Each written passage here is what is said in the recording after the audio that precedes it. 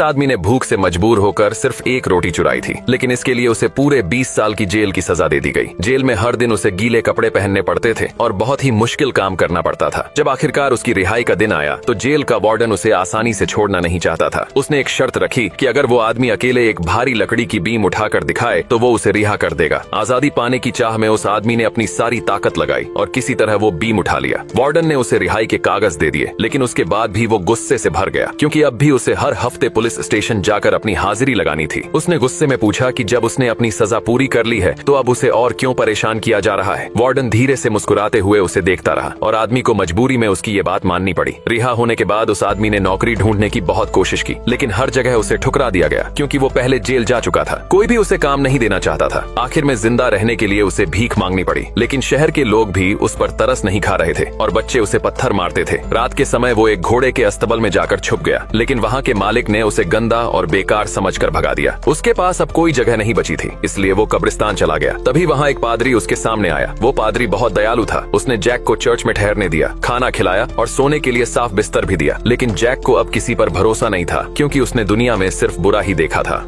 ये आदमी एक कार हादसे में बुरी तरह घायल हो जाता है और किसी तरह से उसकी आत्मा एक स्मार्टफोन में चली जाती है। जब वो खुद को अनलॉक करता है तो सबसे पहले कैमरा खोलता है और आसमान की फोटो खींचकर सोशल मीडिया पर पोस्ट करता है। वो लिखता है कि अब वो एक मोबाइल बन चुका है और उसकी बैटरी सिर्फ 15% बची है। वो अपनी लोकेशन भी डालता है और उम्मीद करता है कि कोई आकर उसे ढूंढे और चार्ज कर दे। वो वादा करता है कि जो उसकी मदद करेगा उसे बड़ा इनाम मिलेगा। अगले दिन जब उसकी बैटरी सिर्फ 3% बची होती है, तभी एक आदमी पहाड़ों में घूमते हुए उसे ढूंढ लेता है। जैक उसे घर ले जाकर चार्जर में लगाता है। जैसे ही फोन चार्ज होता है, वो अपने आप अनलॉक हो जाता है और बोलने लगता है। जैक डर जाता है और फोन को दूर फेंक देता है। तभी फोन खुद ब्राउजर खोलकर बताता है कि वो असल में एक बड़ी कंपनी का मालिक जिन है। जैक को लगता है कोई दूर से फोन को चला रहा है। खुद को साबित करने के लिए वो जैक से कहता है कि वो अपना बैंक अकाउंट नंबर डाले और वो तुरंत उसके खाते में $10 मिलियन भेज देगा। जैक ऐसा करता है और चौंक जाता है, क्योंकि उसके खाते में सच में पैसे आ गए थे। जिन कहता है कि अगर वो उसकी और मदद करेगा तो वो उसे $100 मिलियन देगा। जैक कहता है कि